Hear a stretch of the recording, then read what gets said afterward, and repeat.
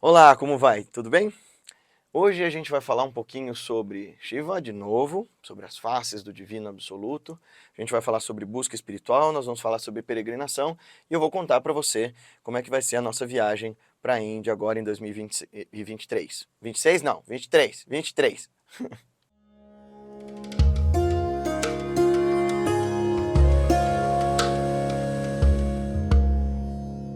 Para você que está chegando no nosso canal agora, a gente fala de autoconhecimento, revolução de si e transformação da consciência. E se você quiser, se inscreve no canal e acompanha os nossos conteúdos, mas hoje o conteúdo é um pouco diferente. Eu quero falar para você um pouco sobre Shiva, eu quero falar um pouco com você sobre Yoga e sobre o caminho dos mestres. Eu tenho certeza que, conhecendo os conteúdos desse canal, você já ouviu falar, pelo menos de relance, de Shiva, o grande deus do Yoga, o grande deus da transformação cósmica, e que para os Shivaitas, os Shaivas, os seguidores do Senhor Shiva, é a forma de Deus absoluta. Como dançarino cósmico, Shiva nos ensina a fluir com os caminhos da vida e a nos transformar e aceitar as transformações que acontecem independentemente da nossa capacidade ou não de interferir nessas coisas. Shiva nos ensina então equanimidade e equilíbrio quando ele aparece para nós assim como Nataraja. Shiva também aparece para nós como Mahadeva, dessa forma como Yogeshvara, o Senhor do Yoga. Aquele que nos mostra o caminho para a iluminação a partir de dentro. Existe método para se iluminar, existe jeito para erradicar o sofrimento e a ignorância, e este método, este jeito começa com você voltando o seu olhar, suas energias e sua força para dentro, e elevando essa consciência até a sua natureza última para saber quem é você. Shiva também aparece com 5 faces para os seus devotos mais esotéricos dentro das tradições tântricas. Ele aparece como Sadyojata, o aspecto de Shiva que cria. Ele aparece como Vamadeva, o aspecto de Shiva que preserva, assim como Vishnu. Ele aparece como Aghora, a face terrível de Shiva irada que destrói tudo que precisa renascer e se renovar. Ele aparece também como Tatpurusha, a face de Deus que se oculta de Deus, a face do truque de Maya. É do divino esse truque de se esconder de nós para que a gente se iluda, se encante, se lambuze com essa vida, se canse dela, até que a gente busque a última face de Deus, Ishana, que é a face da revelação, da graça, daquela fonte, daquele aspecto de Deus que nos traz de volta para nossa casa, para quem somos nós, quando nós cansamos de brincar aqui no playground do mundo. Ao longo dos séculos, a Índia se especializou muito nessa história de iluminar consciências. Doutrinas das mais diversas, com mestres dos mais diferentes tipos de ideias, surgiram para dar resposta para essa nossa inevitável e profunda pergunta. Afinal de contas, quem sou eu? O que eu estou fazendo aqui? Esses mestres olhavam para as nossas questões mais simples, sabe? Nossos sofrimentos mais mundanos, nossos desesperos diários, e eles tentavam encontrar uma solução que saísse da mesmice, que saísse da repetição, daquele eterno retorno do Nietzsche, daquela ideia monótona do rei Salomão de que debaixo do sol não há nada novo. Como é que eu encontro a eterna novidade? Como é que eu encontro um jeito de viver que seja completamente original e libertador? Como é que eu encontro verdadeira liberdade apesar de todos os condicionamentos, medos, dogmas que eu já carrego desde antes de nascer? Nisso surgem os yogas, as muitas vias para a iluminação. Nisso surgem as tradições hindu, budistas, jainistas, sikhs, tântricas, vedantins e tantas outras. Pois é, o budismo nasceu na Índia, o jainismo nasceu na Índia, tantas dessas doutrinas são absolutamente indianas.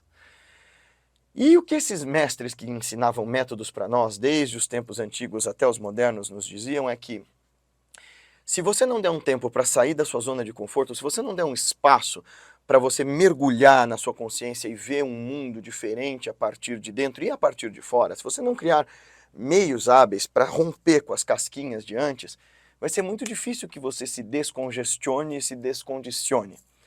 E para isso, todo mestre dizia que era necessário que, vez por outra, nós fizéssemos retiros e peregrinações, que a gente visitasse lugares sagrados que transformassem a nossa consciência e nos deixassem mais próximos dessa realidade sagrada que é nossa verdadeira natureza. Foi pensando nisso que a gente começou a fazer as viagens para a Índia, sabe?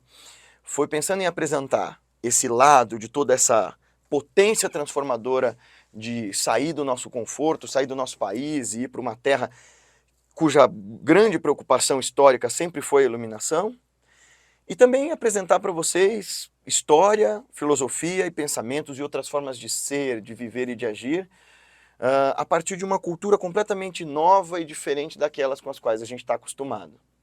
E é por isso que a gente vem trazendo as pessoas para a Índia ao longo desses anos, e agora em 2023 queria te convidar com muita alegria para a nossa viagem e peregrinação para o sul da Índia e para o Nepal, as muitas faces de Shiva. A gente vai sair de São Paulo rumo a Chennai. Chennai é a antiga Madras, né? Uma das capitais do sul da Índia, uma das capitais britânicas do sul da Índia. E Chennai é um lugar efervescente, onde muita coisa aconteceu. E no primeiro dia a gente descansa, mas logo no segundo dia nós vamos visitar a sede da Ordem Ramakrishna no sul. A sede de Madras, que é lindíssima, e discípulos diretos de Shri Ramakrishna viveram, ensinaram e praticaram lá. Em Chennai também a gente visita a sede da Sociedade Teosófica. Eu conto um pouco para os alunos como é que esses espiritualismos todos que misturam o Oriente com o Ocidente, alguns muito bem-sucedidos, outros bastante controversos, chegaram ao Ocidente a partir do advento da Teosofia. E aí, no outro lado do rio Adyar, nós vamos visitar um dos lugares mais especiais para mim, no sul da Índia, que é o Vasanta Vihara, que era a sede do trabalho do Krishnamurti. Krishnamurti, que teve uma profunda ligação com a teosofia, mas que quando rompeu com ele se tornou, sem dúvida alguma, um dos pensadores mais originais e uma das mentes mais brilhantes do nosso tempo. Assim. Ele era de uma astúcia e de uma beleza de consciência sem iguais. De Chennai, a gente vai para um lugar que aí sim é a joia da coroa da viagem. Nós vamos ficar 5 dias em Tiruvannamalai, na sede do poder de Shiva no sul, na montanha de fogo do Senhor Shiva, em Arunachala, onde viveu ninguém mais, ninguém menos do que Bhagavan Shri Ramana Maharshi. Ramana Maharshi, se você não sabe, foi sem dúvida um Mahasiddha, um Divamukta, um mestre que se iluminou com 16 anos e que se tornou uma das epítomes do Advaita Vedanta, um dos mestres que mais ensinou para nós, na simplicidade silenciosa dos olhares e dos ensinamentos mais profundos, qual era a natureza última do eu. Ali em Arunachala, a gente vai ficar bem perto do ashram, do Shri Ramana Ashram, e vamos lá todos os dias ver as crianças recitando os Vedas, vamos ver os pujas no Shivalinga, vamos desfrutar do perfume, do néctar de Shri Bhagavan que ainda está lá.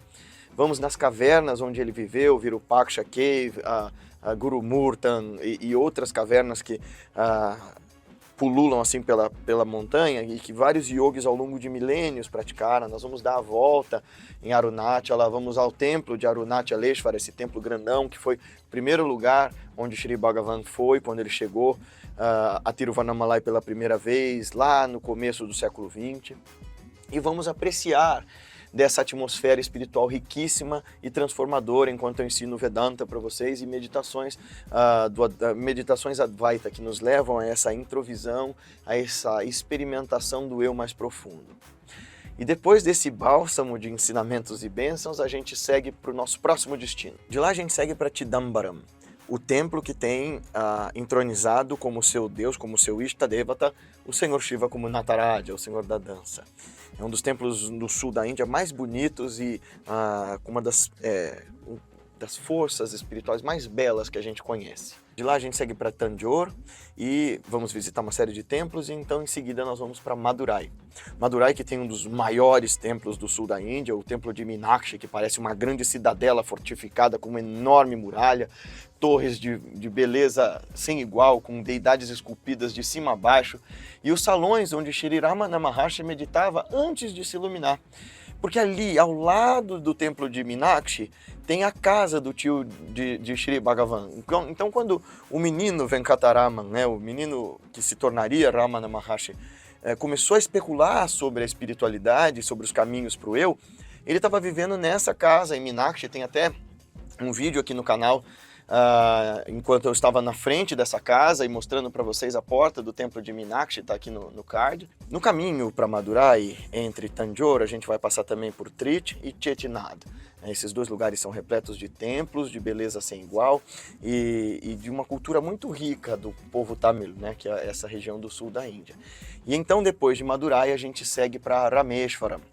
Rameshwaram é onde tem um templo para o Senhor Rama. É dito que neste templo marca-se o lugar em que ele, Lakshmana e Hanuman, o grande deus macaco, criaram a ponte que levava, eles e o exército de macacos, criaram a ponte que os levaria até Lanka, o Sri Lanka, onde ele trava sua épica batalha com o demônio Ravana para resgatar sua esposa Sita. A gente vai visitar esse templo, vamos falar sobre o Ramayana lá, vamos ler um pouco do Yoga Vasishtha, que é o texto em que o grande Shri Vasishtha está ensinando ao Senhor Rama os caminhos do yoga. Depois a gente vai para Kanyakumari, o ponto mais ao sul no continente, no subcontinente indiano. Foi em Kanyakumari que Swami Vivekananda nadou até um rochedo e durante 3 dias meditou até entender que ele precisaria ir para o ocidente.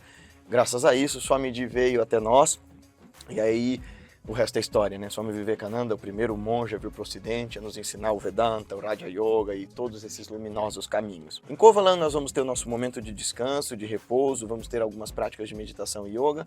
Depois nós vamos para Trivandrum, para nosso próximo destino. Para mudar a estrutura da viagem, nós vamos para o norte, para o extremo norte do subcontinente indiano, nós vamos para o Nepal. Então nós vamos pegar um voo lá de Trivandrum para Delhi, de Delhi para Katmandu, e nós vamos ficar ali no vale de Katmandu para conhecer o shivaísmo dentro do Nepal, o shaktismo dentro do Nepal, como que o hinduísmo funciona na cultura nepali, como que ele é entremeado do budismo. Nós vamos visitar o templo de Pashupatinath, nós vamos visitar o senhor Kalabhairava, nós vamos visitar as pequenas cidades de Bhaktapur e Patan, nós vamos visitar também Bhaudana, que tem um grande centro budista, e nós vamos passar esses últimos dias no Nepal verificando como é a prática do yoga, do tantra, dentro do contexto da cultura nepali, que também é um lugar bastante propício para a gente perceber um outro jeito de outra cultura desenvolver e praticar espiritualidade de uma outra forma. O Nepal é muito auspicioso e muito receptivo com turistas e é bem diferente da Índia. É uma experiência muito completa, muito rica para perceber o Senhor Shiva no sul, em toda a sua glória e esplendor amoroso e vasto e sutil, e a partir das tradições do Shaiva Siddhanta, e no norte, lá no Nepal, o Shiva é adorado como Bhairava, ou como Kalabhairava, como o senhor terrível da dança cósmica, né, como Mahakala. Então a gente vê esses dois contrastes sobre esse aspecto de adorar o mesmo divino, a mesma deidade, e é uma experiência absolutamente única e singular. E se você estiver interessado, eu vou deixar aqui na descrição do vídeo o contato da Kampala Viagens, que é quem está organizando isso com a gente. E se você tiver interesse de fazer esse mergulho na consciência e peregrinar pela Índia, vai ser um prazer tê-la conosco. Até lá!